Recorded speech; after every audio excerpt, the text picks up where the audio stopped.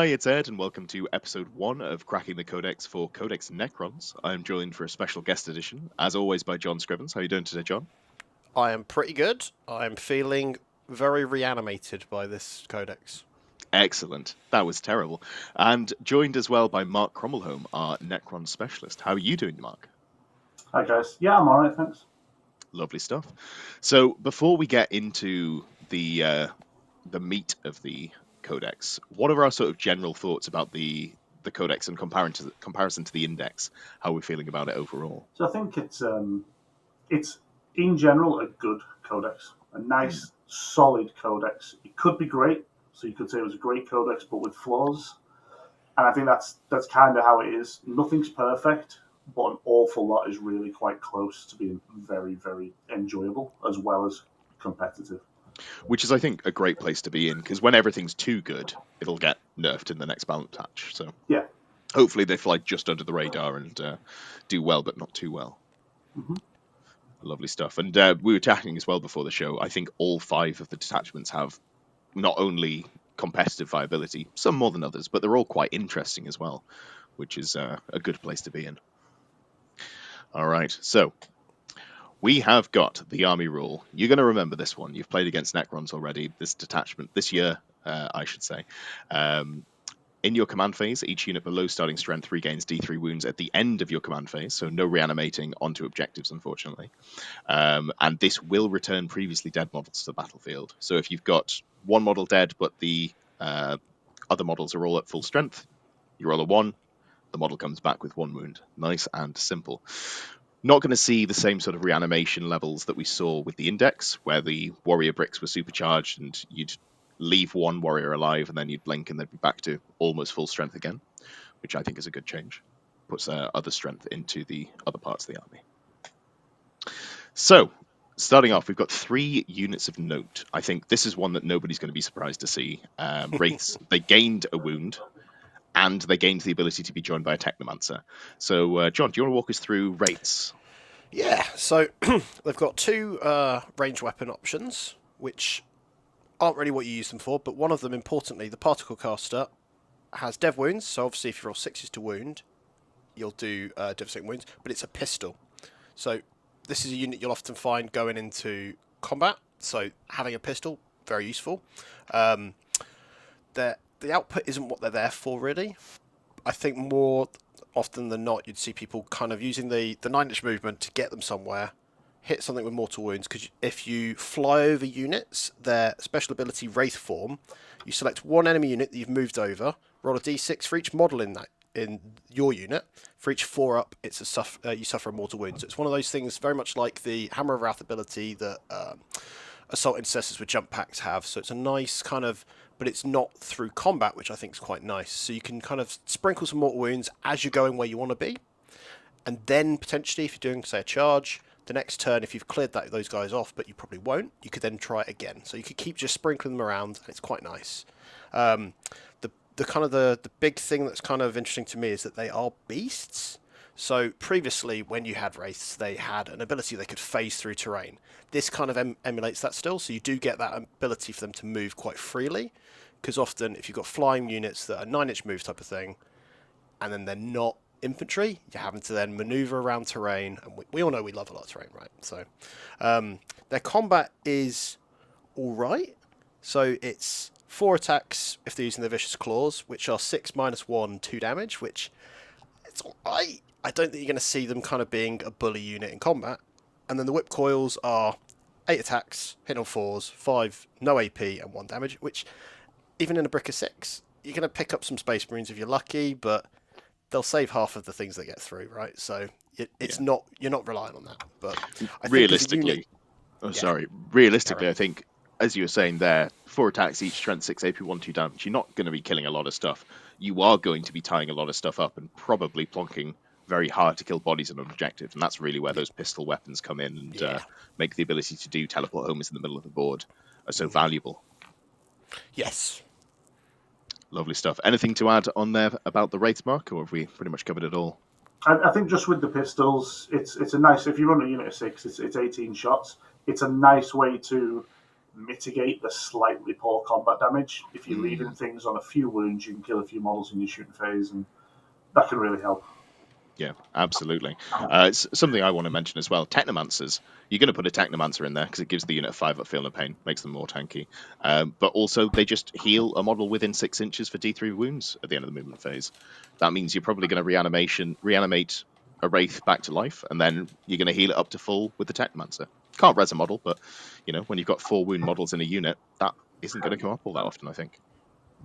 Lovely. So second unit of note, you're going to see these a lot as well across most of the detachments, I think. And these are Immortals. So Immortals got a real glow up in this codex, even just on the data sheet.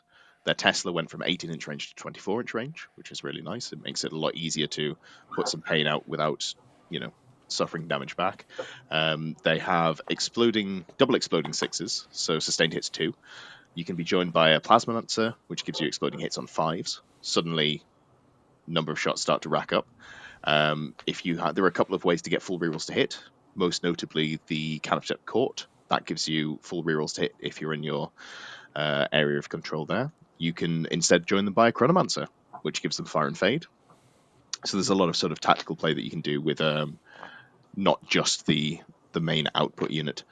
They also benefit from the new Overlord, the Translocation Shroud. The Tesla Immortals have assault weapons, which means that when you've got the Overlord in there who gives you a flat 6-inch advance, you're going to be able to really find those fire lines, get to where you need to be. And they also work very well if you've got them stacked around Illuminator Caesaris, who gives -1 AP to incoming attacks against units within 3 inches of him, and also makes all outgoing attacks +1 AP as well, which used to be just shooting, has now gone up to melee. I don't think it matters so much in the Immortal Brick, but sometimes it might help chip off a couple of wounds.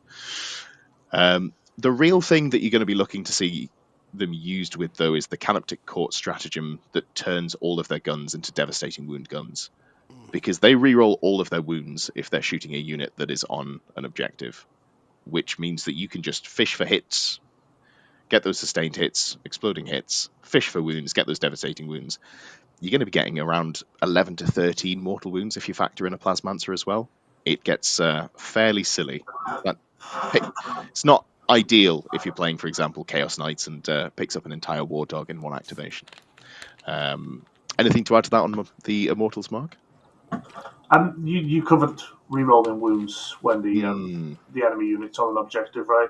Yeah. But honestly, I think they're a little bit of a trap. I think you'll see them heavy early on, and then I think you're going to see them die off to maybe a single unit. The reason I say that is, number one, Eldar is still knocking about, and a Night Spinner is going to cripple that unit to something like a 3-inch move. So if you go second versus 3 Night Spinners and you've got 3 units of Immortals, it's going to take them 2 turns to get past a wall. I think they're useful, and I think they have some seriously good damage output, but it's not the end of the world damage output. Devastating Wound is really good into invulnerable saves in particular, but there's an awful lot of shooting out there that you can just ruin people's day by removing an armor save. They haven't got an invulnerable anyway. Sure. But I think that they're a lot of fun. I prefer the Chronomancer, which we'll probably come to later. Yeah. Keeps you a little bit more survivable, a little bit more mobile. But yeah, they're a good unit, but I don't know if I love them. That's fair. The list that I'm playing at the moment doesn't run any at all, which is probably a mistake. I think putting at least 1 unit in would probably be right, but I'm giving a theme a go. And speaking of themes, Catan. They got a hell of a glow up in this codex, gaining that feel no pain. What do you got to tell us about the Catan? Well, like you said, they weren't very hard to kill with their toughness 11 4-up invulnerable save. So they decided to toss a 5-up feel no pain onto all of them, as well as halving all the incoming damage. We do lose the 1 Transcendent Catan taking the 4-up feel no pain relic. That doesn't exist anymore for Catan. They've lost an inch of movement, which is not that bad, especially in certain detachments where you may very well be teleporting multiple Catan right into the middle of your opponent. That sounds fair and balanced. Yeah, I ran the Transcendent in 9th. It was lots of fun. It lacked damage, Nightbringer had swingy damage, which they've fixed now because they've given it a nice +2 on its main strike, so it's d6 +2 damage. Sure. Blood Dragon's kind of cool. The Deceiver's probably the hardest one to kill because he's got, I think, either stealth or just a flat -1 to hit. I don't remember. But he's really nice, and he does have the weakest damage in some regards. But he has a precision shooting attack, and also flat 3 damage in combat is nothing to be sniffed at. And certainly 6 aggressors aren't going to love the Deceiver punching them. Yeah, he doesn't deal with tanks well, but that's not where you're going to be pointing him at. So no. Fair enough. I do love the Transcendent Katan. It's not something that I've played with until 10th edition. I've just never got around to using one. But just the ability to teleport when you advance is surprisingly useful. And it gets you up the board a lot faster than the 6-inch move might suggest. Yeah, just bear in mind, you can't charge after you do that teleport. Yeah, you just got to sort of set up for your next turn. But that's fine. They won't kill it on their turn anyway, so who cares? We've also got some other units of note that didn't make it in, honourable mentions. Lockhurst Destroyers, I really like those. You've got now full rerolls to hit if you're shooting at the closest enemy unit that's also on an objective. If you pair that with the Lockhurst Lord, he gives critical hits on a 5. You can be rolling with their lethal hits, fishing for 5s, full rerolls. You can get some pretty meaningful output there. Heavy Destroyers are just a good unit without, looking for gimmicks. Tomb Blades, I know you're a big fan of the Tomb Blades, Mark. Yeah, big fan. I think a lot of people are looking at them and saying maybe they've been nerfed quite a lot. They lost quite a lot in sort of the rebalancing of the book. If you want them to be as survivable as they can be, you're much slower now, going down to 8 inches movement. And you just flat out lost access to a 5-up invulnerable. But you gained Fire and Fade, and I think the better players will get more use out of the unit with Fire and Fade. The unit's likely to live past a single turn for a start. I think there were always good little action units. I really loved them anyway in 9th. I was running 18 at one point. I think there's 2 ways you can go. You can go heavy or you can go small, and they're both viable. Especially with Particle Blasters, just fishing for devastating wounds. Yeah, absolutely. And I really like them. I think while the datasheet objectively got a little bit worse outside of the Fire and Fade, I think the value of running Tomb Blades has increased with the sorts of lists that people are going to be running. Because before you were just sort of covering an entire section of the board with warriors and hoping that you couldn't die. So now having those action monkeys that can get around feels a little more valuable to me anyway. And I know you've been looking at a couple of special characters, Imhotep and Trazen. What's the use case there? I mean, so they're both pretty good. Imhotep flat out gives you an extra CP, which is not bad. Some of the detachments, which we'll probably come to, are potentially CP intensive. I like Imhotep. In particular, I like these 2 characters with one of the other sort of overlooked units, which is Lichguard. 5 Lichguard with an 4-up invulnerable save is now 85 points. So I like the idea of 2 5-man squads, one of these characters in each one.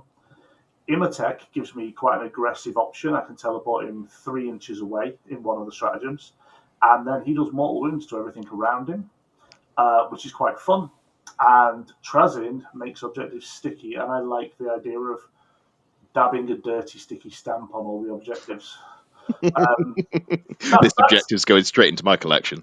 That's pretty much all he does. He replaces other characters when he dies, but you don't normally want to do that. There's going to be very few use cases for it. All these characters that I've taken to do a specific job and maybe arguably better than Trazen. Maybe I should replace them. I don't think I want to do that. No. Lovely stuff. So moving on to the detachments then. The first one up is the Annihilation Legion. And I think you were going to talk about this one, Mark. Is that right? Yep. So this is, I think people look at this and say it's probably the worst one in the book. And you can see why.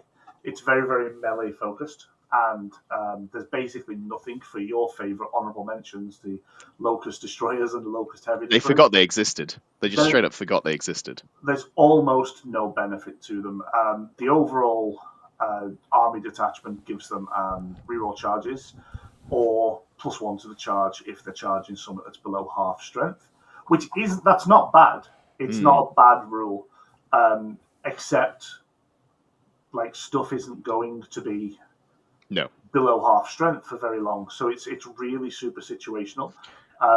Flayed ones, though, I love them already. In ninth, I ran a big unit of 10. I think the mistake people make is they use 5s. If they do 10s, they're going to live. And the fact that every hit becomes a critical hit when they fight something that's below half strength, you're talking like a unit of 10 will get something like 70 hits, and then with full rerolls to wound.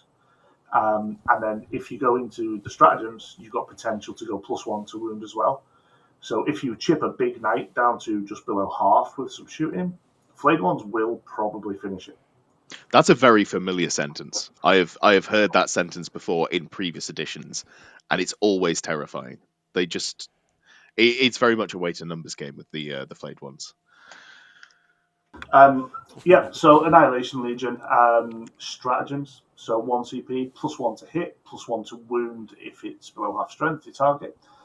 -1 to hit when you're targeted, which is okay. Flayed ones have stealth built in anyway. And then you can reactivate reanimation when you kill something in combat, which is sometimes good, but obviously reanimation's only D3, and most of the stuff that'll be killing stuff in combat is 3 wounds. So your good case scenario here is getting 1 back. Yeah, I quite like that. It's interesting that it's a different way of reanimating from the base detachment that we had in the index, which is when you've lost some models or when you've been shot, you get to reanimate back. It's like, no, I'm the aggressive faction. You might not actually get to hit me, so instead I kill you and then reanimate. I think that's quite interesting. Could be good for like sneaking a model onto an objective. If you fought on the edge of the objective and you reanimate one back into it to hold it, then it can be useful. Yeah, because that'll also let you, obviously you can't pile in onto an objective if you're not within 3 inches of it, letting you get that sort of sneaky movement and then pile in could definitely be worthwhile. Yeah. They have 2 stratagems I think most people have read. They're really, really good, except... so you're allowed to move towards a unit that has shot you and killed a model, but you can't stay in engagement. You can't move into engagement range like Berserkers do. Mortal wounds when a unit falls back, and then you can chase them like old Harlequins did, but you can't get into engagement range. So it's not unuseful, but it's really situational, and I think like if you could just move into engagement range, they would be really, really strong. Yeah, if you could either move into engagement range or move and end closer, but not have to move directly closer, so it gave you some like potential play there to get on objectives. But as it is, it's just the worst of both worlds. Yeah, it's just a weird combination where someone probably wrote it originally the proper way, and they said that's a bit strong, so they said we'll do this, and they haven't really thought it through. No. 6-inch piling and consolidate is quite a big one. You're probably going to run 6 Scorpex and a Lord a couple of times maybe in this detachment. So getting 6 inches for piling and consolidate is going to really, really, get you that distance across the board. And when you combo that with Soulless Reaper, the enhancement, enemy units can't fall back if you roll a 3 or better. And you don't want to be locked in combat with Scorpex Destroyers. Yeah, I mean, even just the psychological edge there. Anytime that I played against, say, for example, was it Banshees in 9th edition that stopped you from falling back, or just various units that could do that, the Dark Eldar Witches with their nets, it completely throws off the game plan. And then even when you manage to get out, you're like, oh crap, I've spent all time, thinking about what I'm going to do if I don't get out, and now I've kind of got less time to think through my plan. So, now what do I do? Now I've got to, reassess my plan.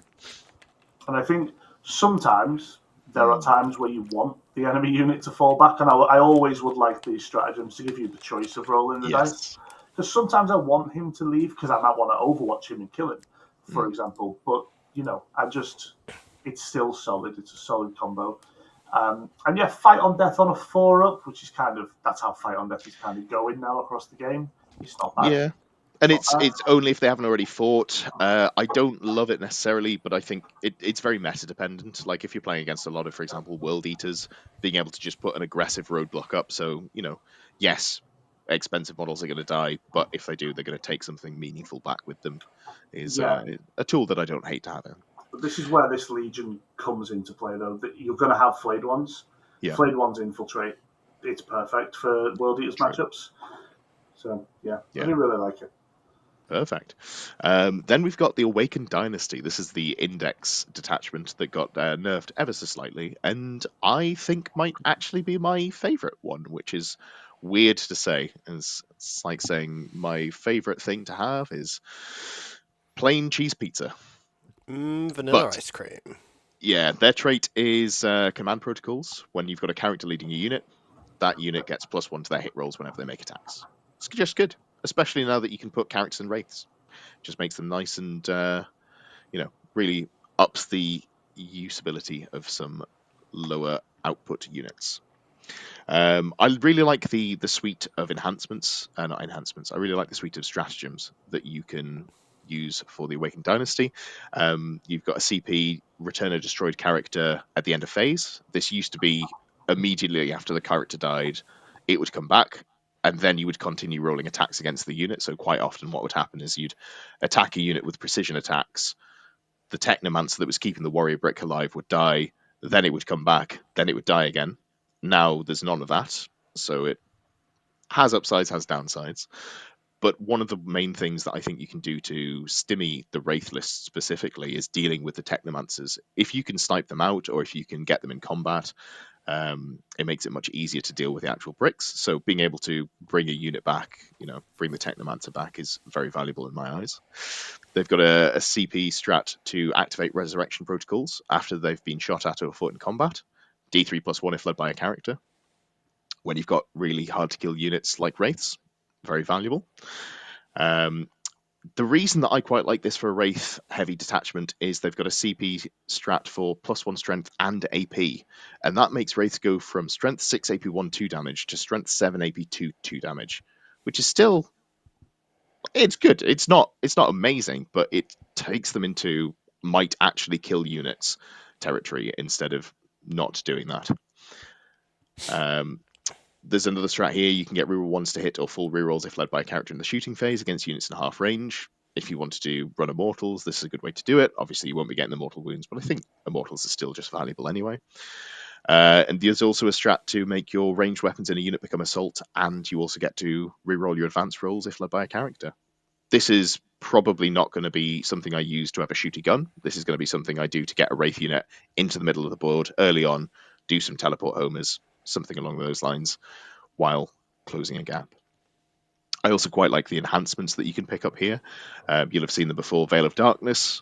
Once per game, you pick up a unit at the end of your opponent's turn, and then you get to redeploy it in the next reinforcement step. And Phasal Subjugator, which is a 6-inch aura of +1 to hit, excluding character units. This is quite nice if you want to run some sort of armor. So if you're running the Doomstalkers, for example, getting them to hit on 3s, if you've got a character babysitting nearby, you can put that on the Hexmark Destroyer, which is just a lone-up character. Put that in range of your guns and get the value out of that one. Anything else on there that we want to add for the vanilla Awakened Dynasty detachment? I think the Subjugator also is a nice little backup if you have spare points. If your Technomancers do get sniped out and stand up and get sniped out, you can still make them +3 to hit. You're just losing the field of pain, which means you will die eventually. Yes. But you're still quite killy, which is nice. I miss having rerolls to wound in this attachment because I loved it on a unit of 6 Tomb Blades. Oh yeah, fishing for those devastating wounds. Yeah, what you will see on Tomb Blades is probably one Tesla gun now in a unit, because then they can advance and still action. Because one assault gun. But previously, like I think as well, we used to use the range weapons become assault to do that if we needed to. So it's nice to have. It gives you options, but yeah, feels like a detachment with just a good amount of play in it, as opposed, you can kind of build lists in any vein and benefit from playing the detachment, which makes sense as it's the one that they picked for the index. Yep. All right, Canoptek Court. This is another one of yours, Mark. So yeah, this is, let's call it the good one. This is the one everyone's going to be talking about. This is the one you're going to run into the most at your early tournaments. Essentially, it works. The army rule works a bit like Shadows of Chaos. It has, depending on the area of the board that you control, when you're in that at the start of any phase, you're going to get full rerolls to hit. If you're not in that, you still get reroll ones, so it's not terrible, but it's a really nice, solid sort of benefit that helps everything in the list, as opposed to like the Annihilation Legion, which forgot half of its units. And that's it. There's nothing else to talk about, is there? What I will say is I'm a little off the boil on this one. It's obviously good, and the joke is that if you're playing 40k, you will have the bonus, which is correct. However, it is something that your opponents can turn off. So, for example, if in the movement phase they go and take some objectives off you, or take some objectives that you weren't stood on, and they get the the objective markers off you, suddenly you lose your ability to reroll hits, which I don't love. It's not the end of the world, but I just don't love that my opponent has play into my just faction trait. Yeah, but in my movement phase, if I take them back, then at the start of my shooting phase, I've got it again. Oh yeah, no, 100%. It's more for how for grindy combats, for example, that last to their turn. It's not really a major downside, but it's just when my opponent has play into the things that I can do, I'm less keen on it. No, I think the main benefit with this is obviously there's really good stratagems, which we're going to go on to. But also, if people can make the excuse that they're playing a fluffy list and run 18 raids and pretend that they're trying to be nice. But yeah, because they're Canoptek units. But yeah, stratagem-wise, the big one, 2 CP, dev wounds, just flat out, you get dev wounds. And that is what is going to be comboed with the Immortals. With the Tesla, as we talked about earlier on, lots of exploding hits, 4 rerolls to wound because of the Immortals if they're shooting someone on an objective. They're going to have normally a Hyperphase Overload in there as well. Gives them auto 6 advance, so they're going to move 11, and then they're going to go, I'm going to Devastating Wounds, please, and shoot you. And yeah, it's a battle tactic, so they can just do it for free. Do it again. Yeah, do it for free, or do it once, paying them once. Yeah. For free. So you're going to eat a lot of mortal wounds if you want to. What I think is probably one of the more tactical stratagems, you just get to move 6 inches when an enemy unit finishes a move within 9 of you for 1 CP. So you can just run away. If someone's setting up a charge or lining up a funny angle, just leg it. And previously they've, normal armies have sort of had this kind of rule on their crap units like scouts and rangers. Eldar have Phantasm, which nobody needs to talk about anymore. But it's like Phantasm, but a little bit worse and still great. And half the price. No. Well, that's Fire and Fade. Yeah. And it's like the Space Marine equivalents generally are either locked into a type of unit or it's a D6 roll if it's every unit. This being a flat 6 is fantastic. Yeah. And this is one of the few armies where you're going to go, you know what, actually, I think I will move 6 inches towards you, please and thank you. Oh, what, you're not getting on the objective? Sucks. Yeah, they're quite big bases, Wraiths, they fill up a lot of space. Yeah. They're bigger than they used to be. The other stratagem that I think is really good for tactical play that's going to annoy inexperienced opponents is just turning any of your units low up so they can't be targeted outside of 12. Just go, I know you've lined up and you've spent your whole movement phase lining half your army up to shoot this unit, but I've got 2 CP, so I'm going to move 6 inches so I'm outside of 12 of you, and then I'm going to make myself low enough and you don't get a shooting phase anymore. Especially if they've put something like Oath of Moment on that unit. They've literally just wasted everything. Yeah, no takebacks. This is a great time to plug our recent podcast where we talked about how to be a good opponent. No reason, just... But yeah, no, it is an incredible stratagem, and even if your opponent is fully aware of it, it makes them play in incredibly different ways because you don't have to declare which one it is until they've started shooting. So you've got the mind games there. Yeah, and that's, you can be perfectly friendly, which I fully support. Nobody likes playing sort of gotcha hammer, but it forces a play style. People are going to run at you, or they might have just loads of range to get outside of at least a 6-inch move. They're not bothered about, but they're going to run at you. They're going to go into positions that they are not normally going to go into. If they have fire and fading units, it might stop them being able to fire and fade back. So it's just good stuff to have. There's lots and lots of possible uses for it.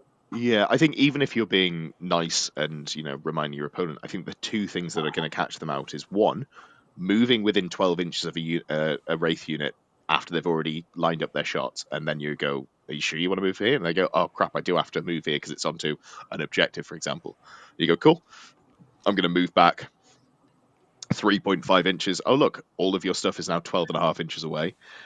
Or just, pre-measuring your opponent's move, and they go, oh, your tank's, 26 inches away, so you're not going to be able to move your 12 inches and get into range of me. And we don't play on bowling balls either. There will be walls. No. So I just walk behind the walls sometimes and see what happens, Yeah, absolutely. Lovely stuff.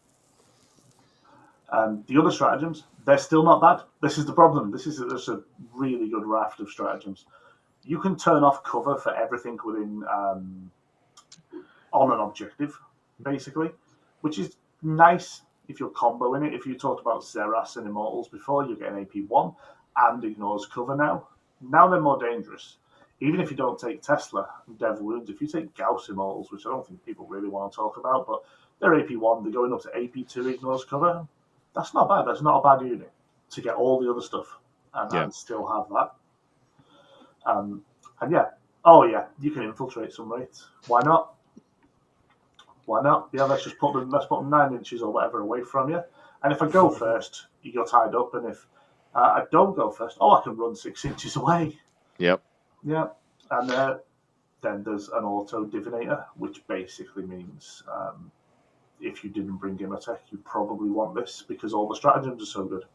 Yeah, I think from memory it's 20 points. So instead of paying 100 points for Imhotep, you could just pay 20 points and have almost the same effect. And because a lot of armies are going to be generating those extra CP. Yeah. I think it's interesting, the infiltrating a Wraith ability. It almost feels like it might be, and we'll see how it goes, but I'm wondering if it's going to be a little bit of 8th edition, can your list deal with a Castellan Knight? And it'll be, can your list deal with a turn 1 charge from Wraiths? Do you have ways to sort of buoy them off? Are you aware of how to deploy against them? So it'll be interesting to see how the meta adapts to that. Yeah, I think people will try to adapt to it until they realise that a turn 1 charge off Wraiths kills about 3 Marines. Yeah. But yeah, they're good.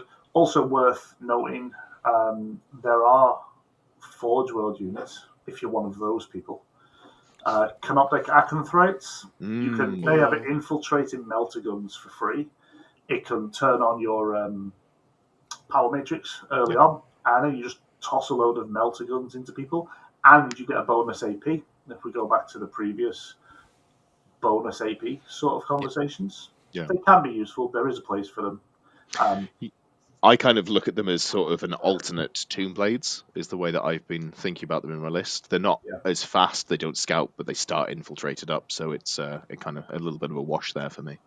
Yeah, they're just okay enough to consider.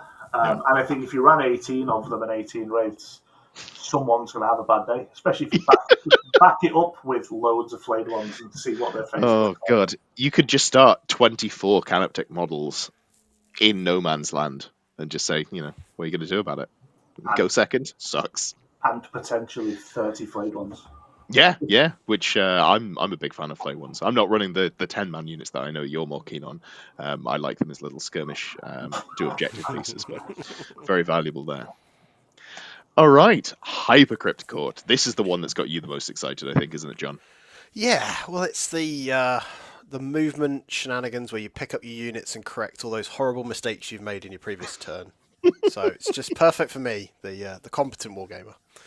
So essentially for this one, at the end of your opponent's turn, so specifically this is up end of opponent's turn rather than end of fight phase like we've seen previously, you can pick up any number of Necron units from your army, excluding ones that are in engagement range. And it depends on the size. So obviously for Strike Force, which is what most of us play at 2K, it's 3 units, which is not bad really, considering you're going to have a lot of units to kind of pick from, hopefully. Yeah, and just to go back to what Mark said before, that could be 3 Catan. Just putting that out there. Yeah, or 3 units of Wraiths. Mm-hmm. If you needed to. It's the fact that it's open, that it's not locked into a different kind of keyword, I think is fascinating, because it can give lots of different styles of sort of play. Absolutely. So, running through it all, the first stratagem is when a unit is killed, something in when one unit that's been killed had a model killed in your opponent's shooting or fight phase, remove from the board and redeploy within 6 inches of a monolith and out of engagement range. 2 CP requires you to have a monolith. Probably not going to do it, but I love the thematic nature of it because it makes sense, right? You're going back home where you can be safe. I really like this one. This is if you could park a monolith near an objective, even if your opponent moves onto it, if you can snake some warriors, for example, or whatever unit that's been shoot out, because you don't have to come in 9 inches away, you can come in sort of 1.1 inches away. I think you've got a lot of objective play with that. So they do use the word redeploy, which I think then means you have to go within the parameters of. It specifically says out of engagement range of enemy units. Yeah. It's what I think they might clarify it eventually, but if it is as I interpret it, it's fantastic. If it's not, then I'm always cynical until I'm proven wrong. It's pretty much the same as it used to be. You can go right next to the enemy, just not in engagement range. So that's 1 inch charge. But I need to own a monolith. Right. The next one is target vehicle gets 4 up invuln in your opponent's shooting or fight phase, which I think is lovely. So if you've got one of those big chunky monoliths or something actually more useful that you might be trying to protect, so a reanimator or something like that, if they're trying to deal with some sort of situation you're trying to protect, it's a cheap way of kind of making someone avoid their kind of shooting, kind of taking something down, right? My only quibble with it is that a good chunk of the Necron vehicles already have invuns. Not the Reanimator, but the Doomstalker does. Yeah. So it depends how you write your list there. Yeah. Deep Strike or Hyperphase is 3 inches instead of 9. So the Hyperphase is obviously the unit, the detachment redeploy.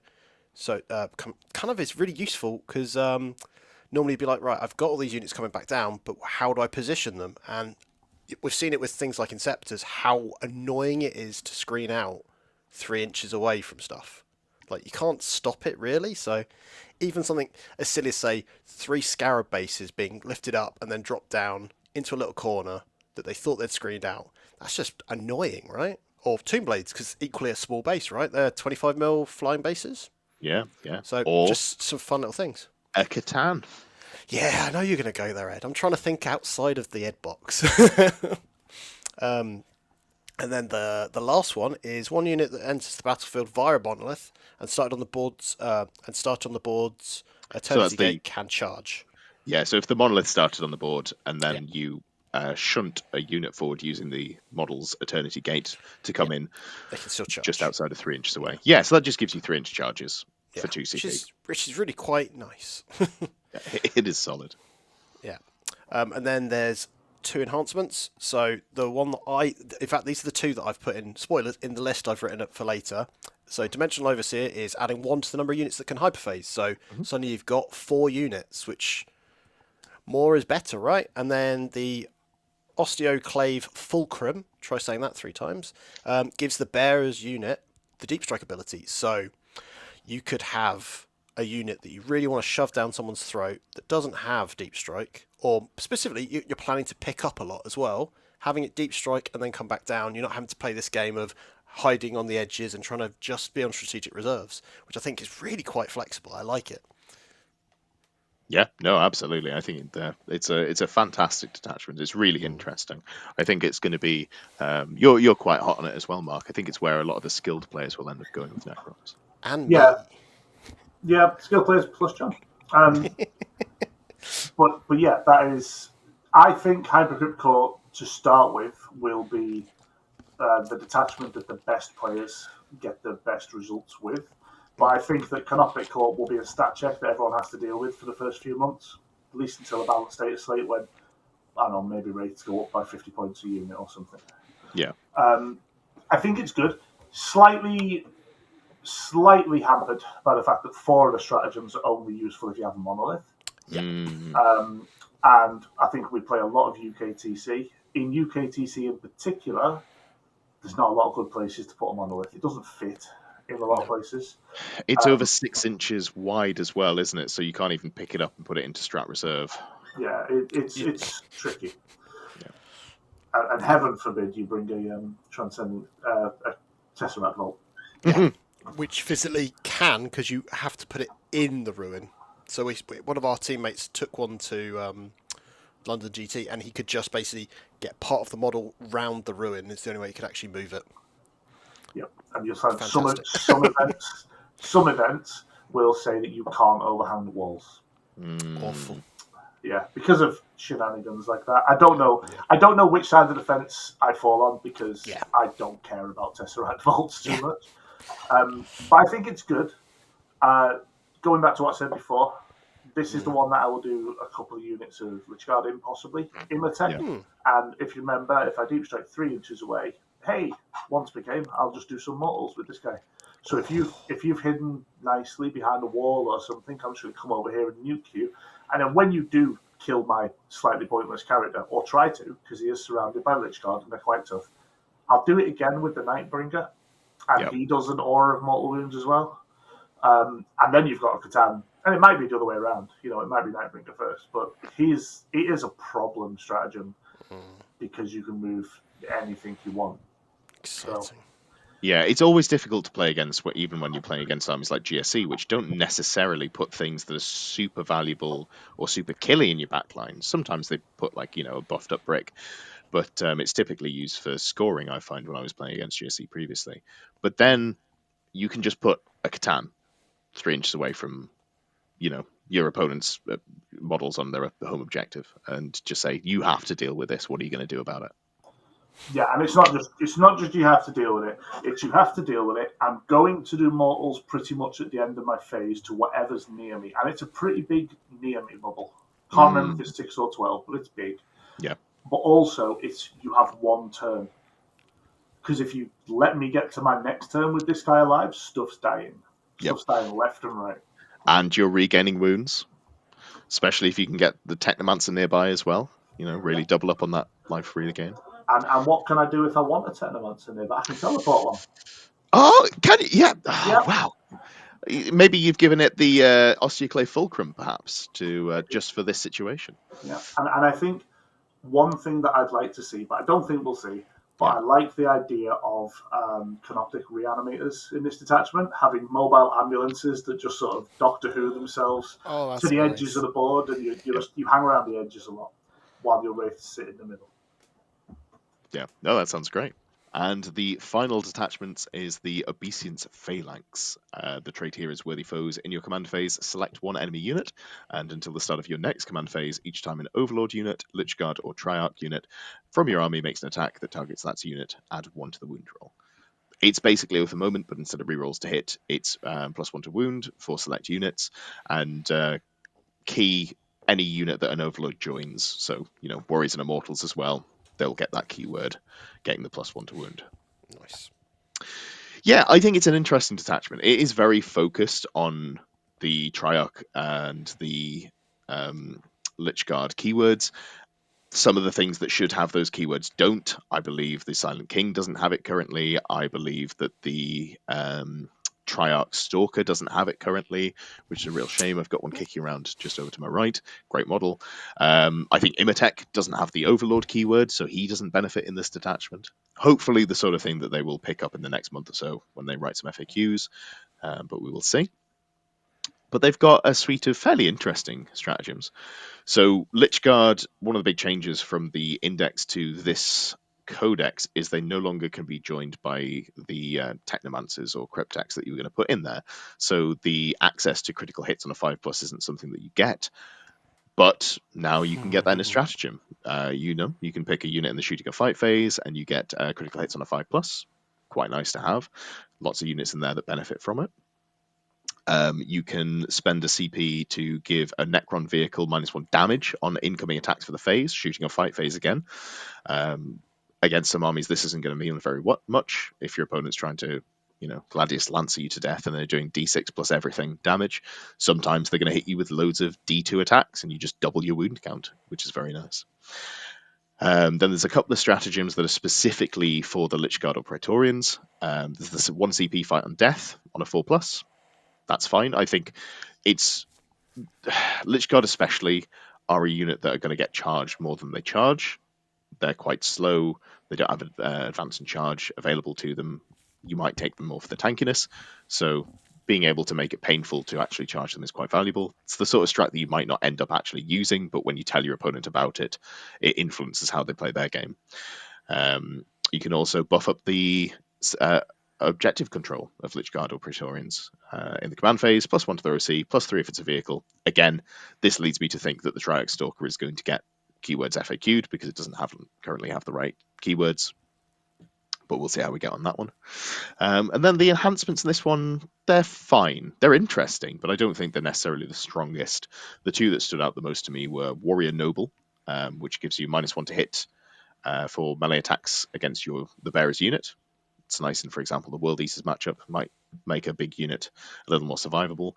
And then Honorable Combatant. When the bearer's unit destroys enemy character unit, opposing player loses 1 CP. Sometimes that's not going to come up at all. Sometimes that is going to be so disgustingly frustrating for your opponent if they're running any army that runs lots of characters. And for example, you're running, let's say, Immortals with an Overlord in there.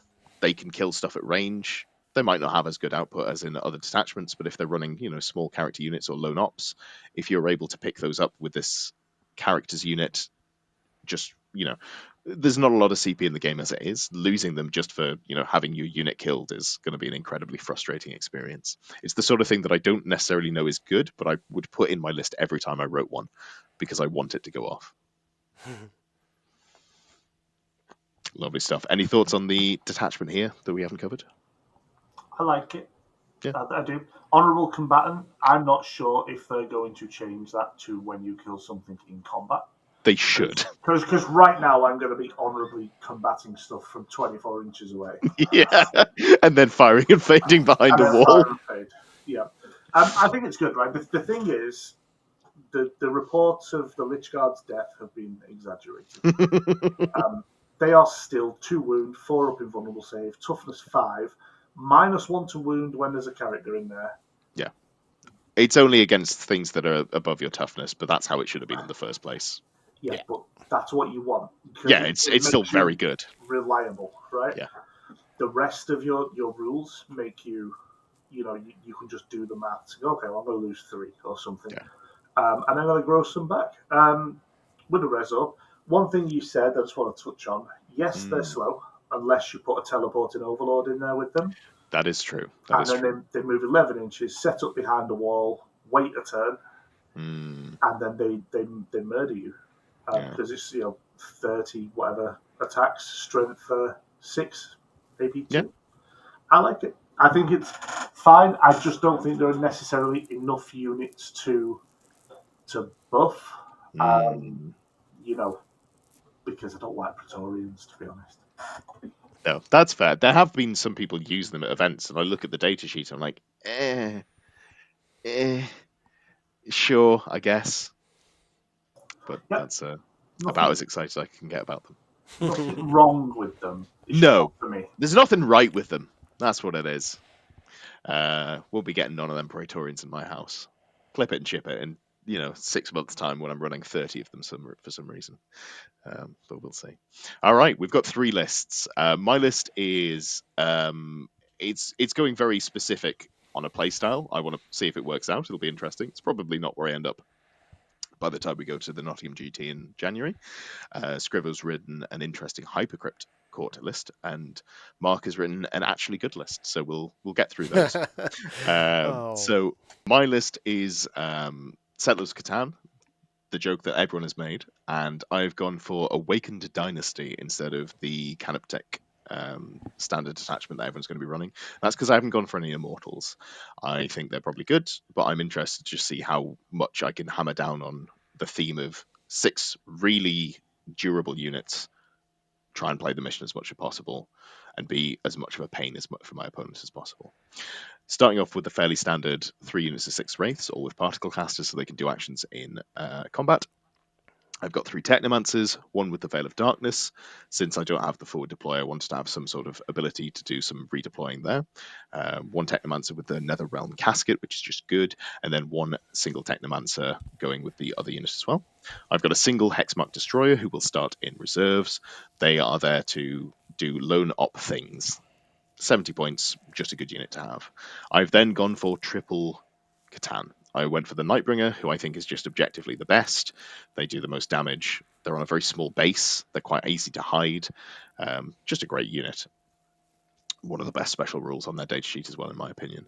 Then I've gone for the Void Dragon. The Void Dragon really helps deal with vehicles in this list, or just even any tough targets, whereas the Wraiths particularly struggle with those. And then I've gone for the Transcendent Katan. Being able to teleport around the board, I think, is valuable, and it's also just, I personally like it more than the Deceiver. I know Mark has got play for the Deceiver, with it being the hardest one to kill, so maybe I'll give that one a try as well. After that, all I've got are some action units. 5-flayed ones to start on the board. Start up, try and get some early pressure. Look at doing some objective scoring early. I've got 5 Death Marks who are going to start off the board, and they can deep strike in and do some objectives for me or secondaries. 3 Tomb Blades with the Particle Casters, and then 3 of the Canoptek Scarabs as well. More just for doing the secondary objectives. It's going to put all the units in the middle of the board and say, come and try and get some primary off me, and then also do a fairly reasonable job at scoring secondary points, I think is the main aim there. Any comments on this one, or should we move straight on to the next one? I think it's a good list. I don't think you're being kind on yourself. I think that is a good list. Gives you fixed objective play with homers and cleanse.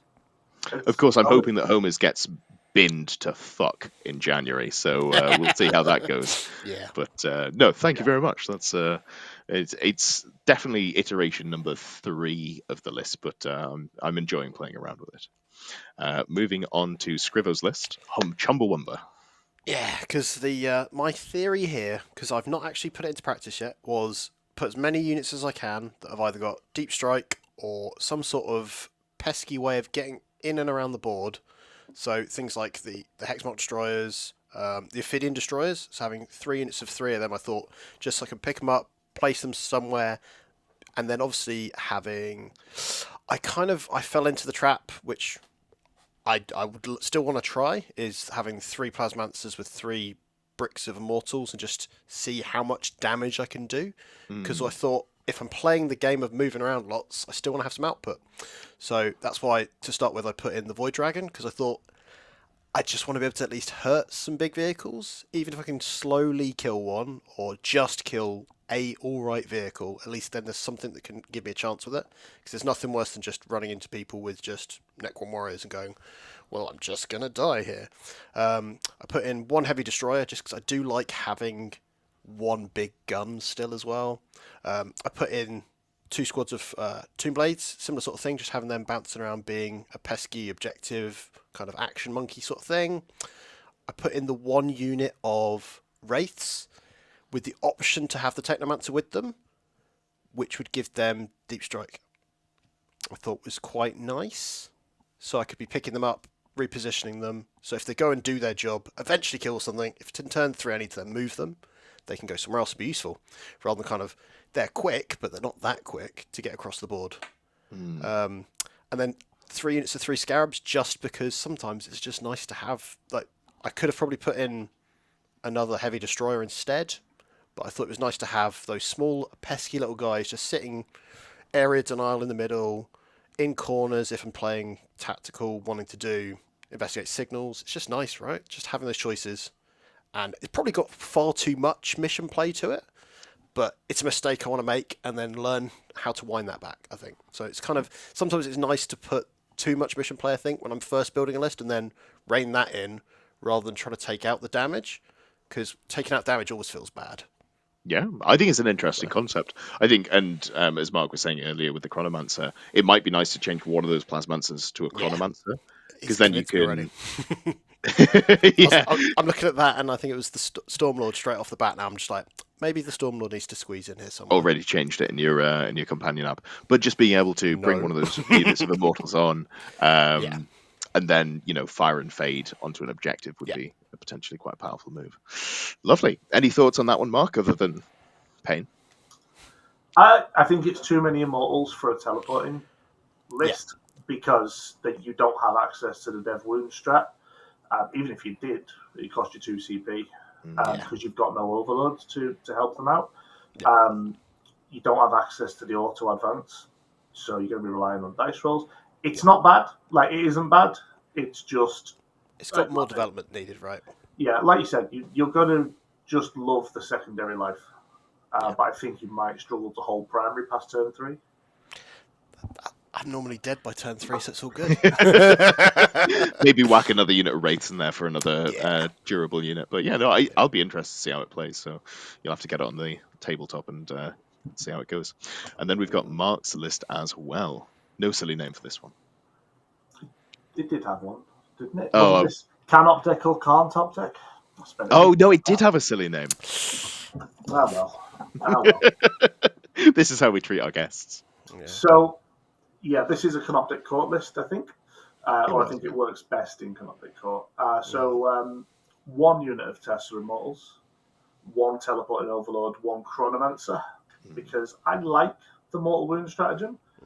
I don't need Plasmancer as much as I need the unit to do it more than once.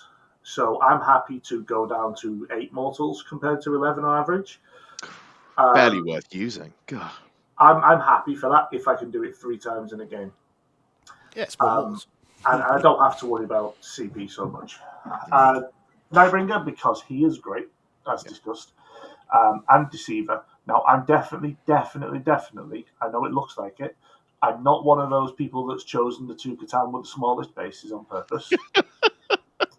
But I have noticed that about the list. But yeah, Deceiver is -1 to hit. He's going to tank even more. I just think he's a good pick for this list. Redeploy will let me fix stuff. If my opponent has a tricky, plan, then I'm like, oh, okay, yeah, no, fair enough. Great, I can redeploy, and that makes me happy. What I need to check, I'm not sure on, but I think if I were to infiltrate one unit of Wraiths, not be happy with where they were, given my opponent's deployment, but not first turn roll, I think I can bring them back into my lines. Yeah, 100%. I just can't re-infiltrate them. No.